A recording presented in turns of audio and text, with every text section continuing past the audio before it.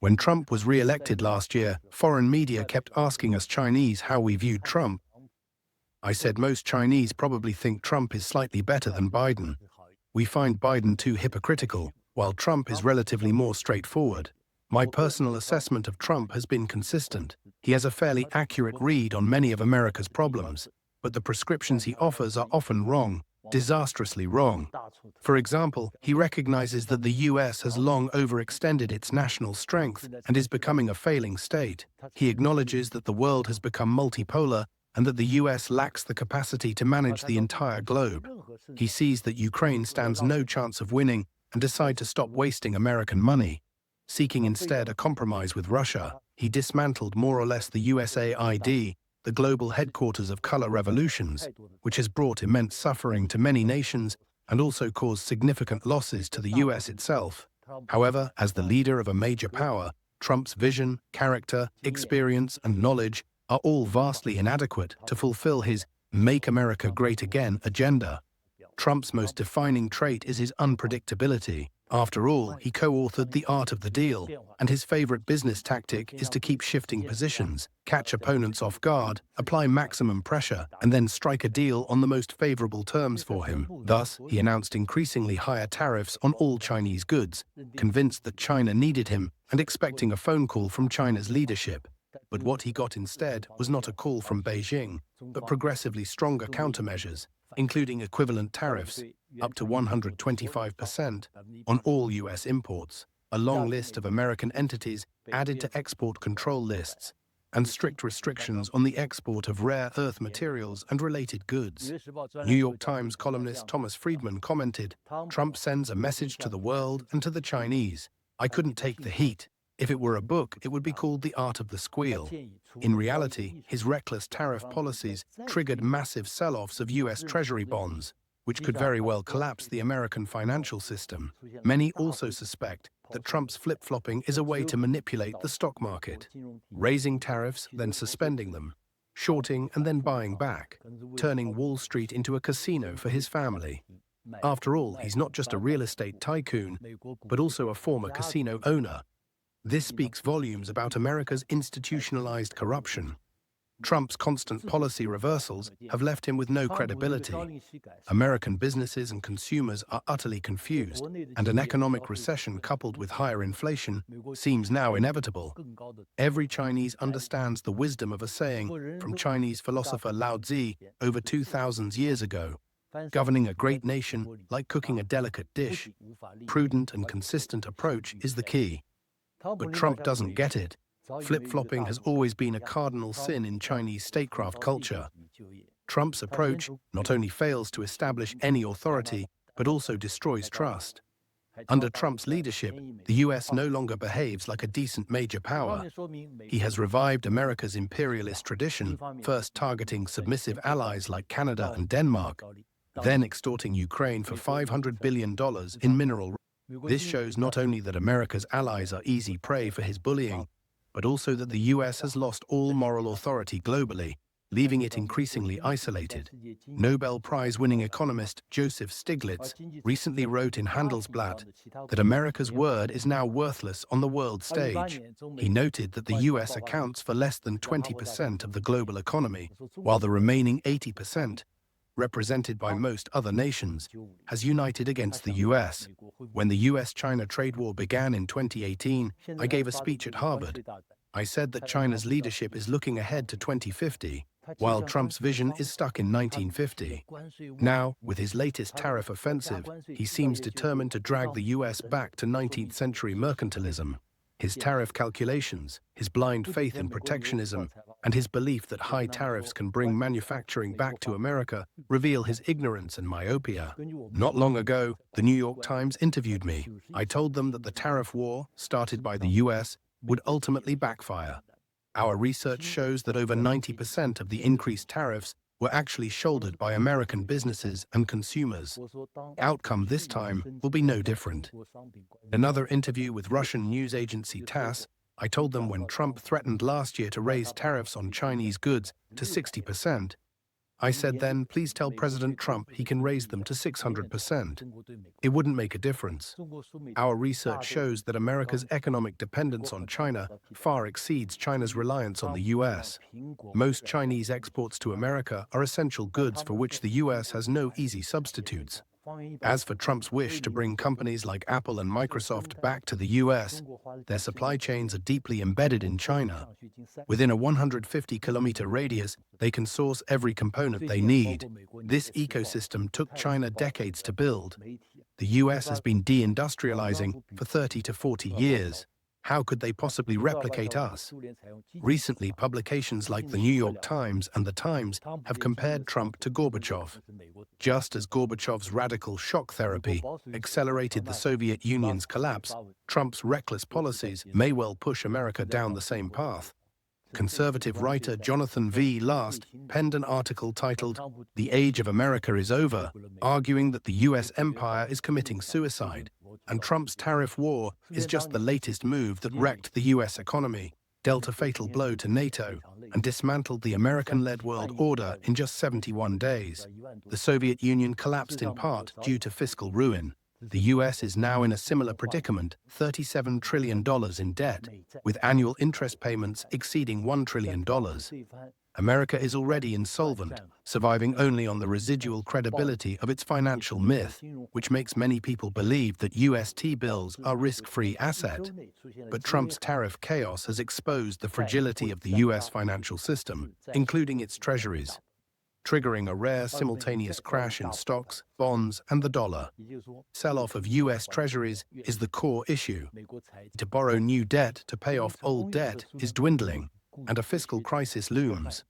The late Norwegian scholar Johan Galtung, who accurately predicted the Soviet collapse, forecast in 1999 that the American empire would collapse around 2020. He introduced the concept of magic, the idea that empires rule through an illusion of superiority, whether it's the myth of the shining city upon a hill, the sanctity of American institutions, or the perceived invincibility of the dollar and treasury bonds. Once this magic fades, the empire falls. Fifth, The Economist published a cover story titled, "How America Could End Up Making China Great Again." It argued that while Trump builds walls, China is reshaping global trade relations, with its development model gaining widespread acceptance among developing nations. I said back in 2018 that the US would lose its tech war against China, and we should remember to award President Trump a special medal for exceptional contributions to China's success. The irony is that Trump never intended to help China. He dreams of containing China, but his reckless actions have only accelerated China's rise. The reason is simple. China's path represents, as a Chinese saying goes, the righteous way of the world, and the righteous will have many supporters, while the unrighteous will have few. The Chinese model is gaining traction, while America's is faltering. I believe this tariff war, forced upon China by the US, along with China's resolute, precise, and powerful counterstrikes, will show the world which nation is truly the largest and strongest economy. Not only largest, but also strongest. The answer is China, not the US. The world has changed completely. Just compare Trump's crude, chaotic tariffs with China's steady, precise, sharp, and innovative countermeasures. Let me briefly explain what innovative means here. We are using a 21st century smart economy-based, full industry chain approach to dismantle America's 19th century tariff barriers. In other words, a blow from a higher dimension. We are also advancing new technological standards to keep global trade rules with changing times. By the way, Chinese people refer to Trump by nicknames like Chuan Pu or Trump, the face-changing, Dong Wang, or the king of knowing all, and Trump, the nation builder. They are not just humorous, but also reflecting the discernment, sophistication, and wit of ordinary people from a civilizational state like China. Doesn't that terrify our rivals? That's all for today. Next, let's welcome Chandran Nair, founder of the Global Institute for Tomorrow, to deliver his speech. I'm sorry I can't speak in Chinese because my Chinese is not so good. I'm delighted to be here in this beautiful city and in the great nation of China. This is a great opportunity. I want to make a few points because Professor Zhang has already made very clear his views on tariff war. The main point I'd like to make, though, is that the tariff war is a wake-up call. for the world. In that way, the United States, the new administration, though misguided and not understanding basically how the world works and the economics, and in fact not understanding the needs of their own country, have done the world a favor. Because now we all understand that the economic neoliberal model that we all copied and followed for the last 100 years at least is unsustainable because it's premised on a couple of things, and America is the best example of this, on excessive debt, overconsumption, and the pricing of externalities that creates existential threats. So we have to deal with this. And I would say that in China, not bowing to the bullying of the United States, and this is not to just simply say the United States is the bully, but the world is seeing very clearly that this current administration wants the world to bow to it. And weaker countries are unable to do so. And China, by not bowing, as we say in sports, took one for the team, meaning the rest of the world. So that's very important to understand, but this is a wake-up call.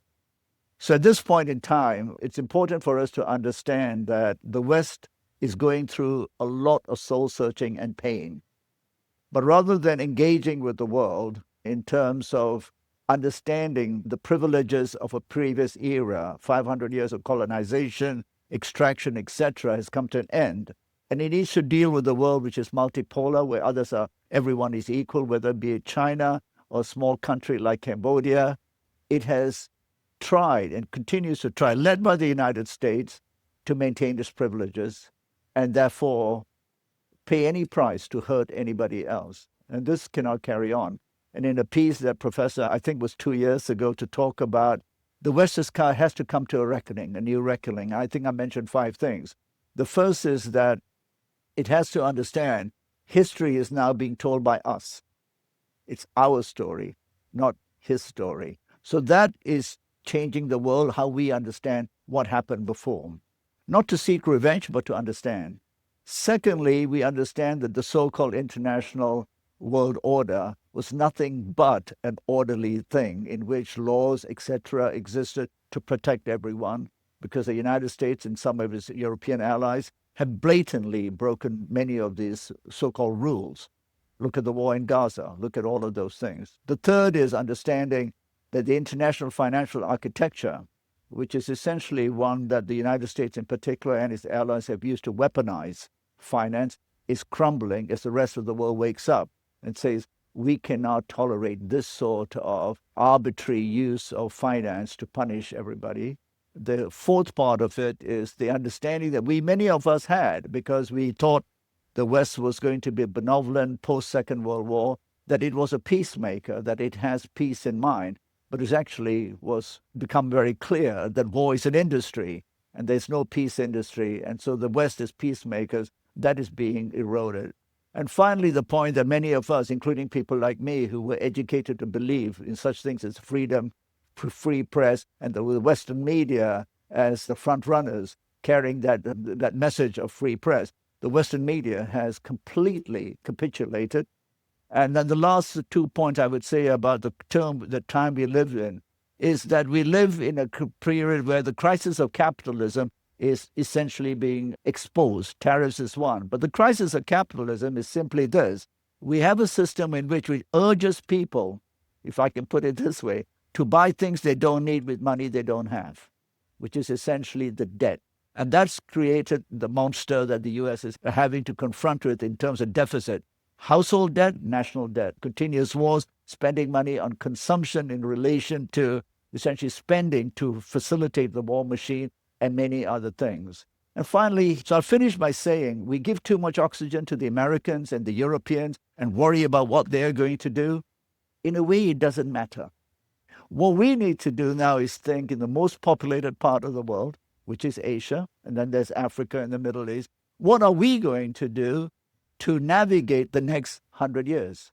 It took 100 years for the Americans, very short time, to essentially get into the mess they are, almost a collapse of an empire. And we hope America doesn't collapse in a bad way, but we hope it will coexist with others. But it took 100 years. Now China has come through and is essentially a very important, powerful nation. The question is, how will China navigate the next 50 years? And what sort of political economy will it have? How will it share with its neighbors? And Chinese government has said a lot about it, but the reality has to be manifest. And it's how it deals with its neighbors, how it shares, and how it keeps its people happy as well. That, for me, is the most important thing. And I will end by saying, hope the United States will come to its senses with the Europeans. So thank you very much.